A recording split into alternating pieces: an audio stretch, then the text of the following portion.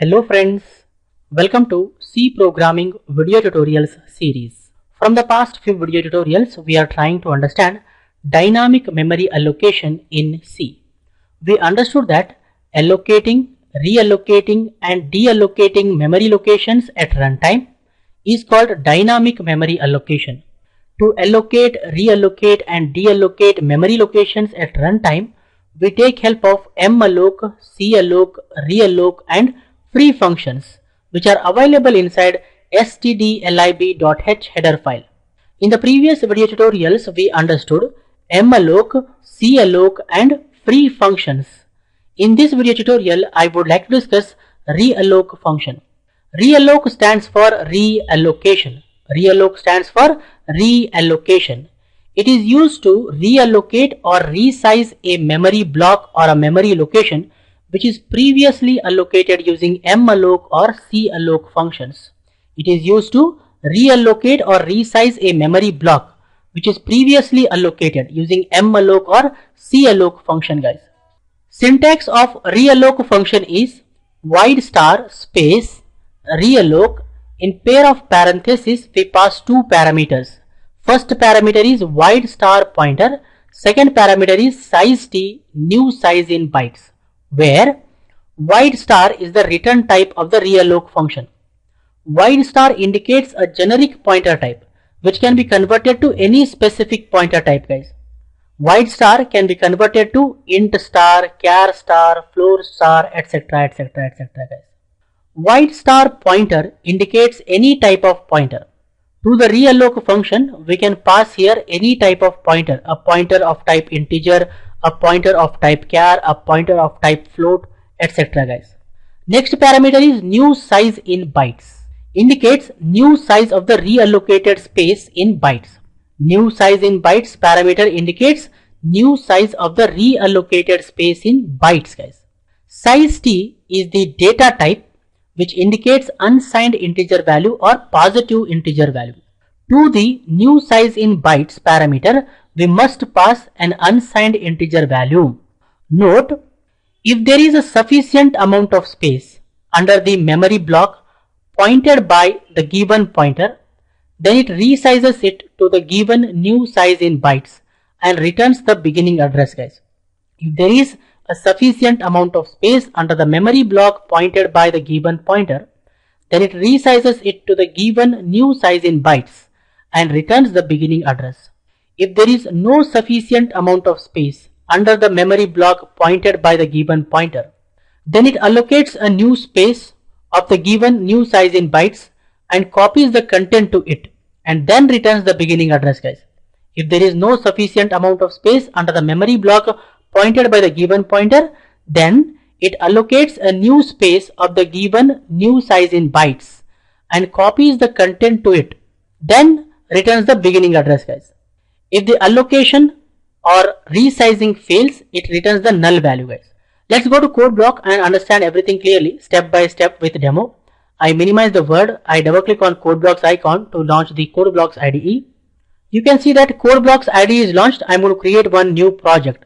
I say file, new project. I select here projects, say console application, say go.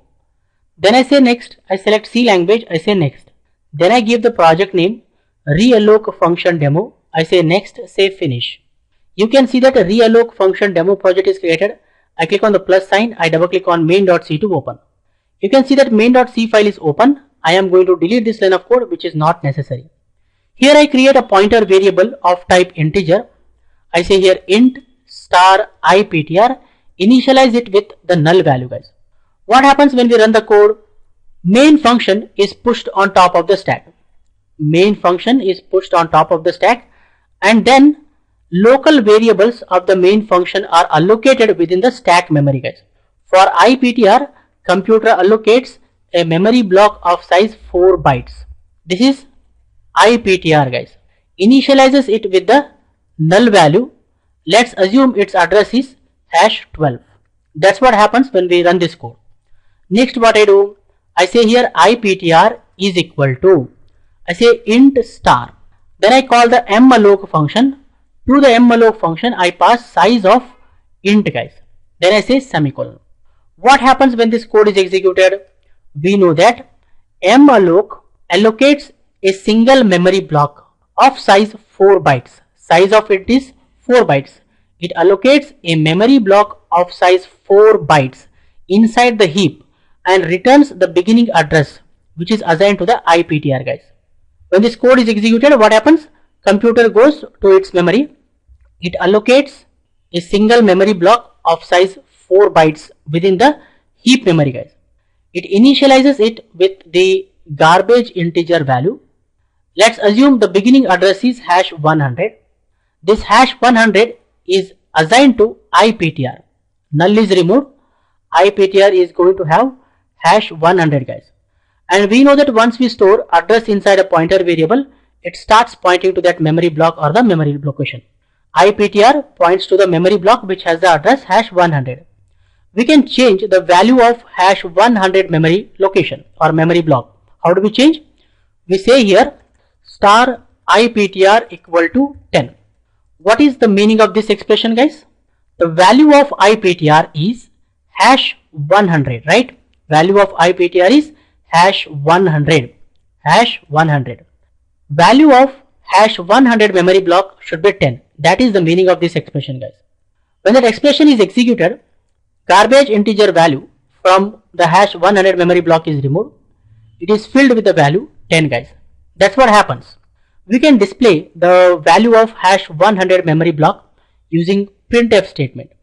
I say here printf in double quotations. I say value of hash 100 equal to %d/n comma star IPTR semicolon. Value of IPTR is hash 100. Star IPTR means value of hash 100 memory block. It definitely displays 10 here. Next, what I want to store one more integer value inside this memory block, guys. I want to resize this memory block to 8 bytes. To do that, we take help of realloc function. What is the use of realloc function? It is used to reallocate or resize a memory block which is previously allocated using malloc or calloc function. We have allocated this memory block using malloc function. We want to resize it to 8 bytes. To do that, I say here IPTR should be equal to, I say here int star, then I call the realloc function. To the realloc function, we pass two parameters. The first parameter is wide star pointer. We have to pass any type of pointer. I pass here IPTR. Why am I passing IPTR? Because I want to resize the memory block which is pointed by the IPTR to 8 bytes. Here the next parameter is bytes. I say here 2 into size of int. Size of int is what? 4. 2 into 4 is 8. What happens when this code is executed? Let's assume there is no sufficient amount of memory under the memory block pointed by the IPTR. There is no sufficient amount of space. What computer does? It allocates a new memory block of size 8 bytes, guys. It allocates a new memory block of size 8 bytes. 4 bytes plus 4 bytes. It copies 10 into first 4 bytes memory location. It copies 10 here. And the next 4 bytes of memory location initialize with the garbage integer value. Let's assume the beginning address is hash 200. This hash 200 is assigned to IPTR. IPTR is going to have hash 200, guys. And we know that once we store address inside a pointer variable, it starts pointing to that memory block. IPTR starts pointing to the memory block which has the address hash 200, guys. It is not going to point to hash 100. So you start finding the difference in the value of IPTR. Previously it was hash 100. Now it is hash 200. Let's assume we have the sufficient amount of space under the memory block pointed by the IPTR. What this code does? Computer resizes this memory block to 8 bytes, guys. It adds 4 more bytes to the current memory block pointed by the IPTR. Initializes this with the garbage integer value. And it returns the beginning address hash 100 which is assigned to IPTR. Now you don't find any difference in the value of IPTR, guys. Understanding? So there is a difference in reallocating and resizing. That's what happens when this code is executed. So that is how you resize the memory block pointed by a pointer which is previously allocated using malloc or calloc function, guys. We can change the value of this memory location. The beginning address of this memory location will be hash 104, guys. 100, 101, 102, 103, 104. So what I do here, I write an expression. I say here star in brackets, I say IPTR plus 1 should be equal to 11 semicolon. What is the meaning of this expression? I copy this expression from here and paste. Let me explain. We know that if we add an integer value to a pointer variable, implicitly the given integer value is multiplied by the size of the pointer variable type. Here IPTR is of type integer. Size of integer is what? 4. 1 is implicitly multiplied by 4, guys. Value of IPTR is hash 100. 1 into 4 is 4. Hash 100 plus 4 is hash 104. Value of hash 104 should be 11. That is the meaning of this expression. When this expression is executed, garbage integer value from hash 104 memory block is erased. It is filled with the 11 value, guys. And we can display the value of this memory block using the printf statement. I copy this printf statement and paste here. Value of hash 104 %d, I copy this and paste here. Definitely we will get here 11 because 1 is implicitly multiplied by 4. 1 into 4 is 4. Value of IPTR is hash 100. 100 plus 4 is 104. Value of hash 104 is displayed here, which is 11. Understanding? And we know that this memory block is locked for the current application. Before the program execution ends, we have to free this memory block. To do that, we call the free function. I call here free function and pass here IPTR to it.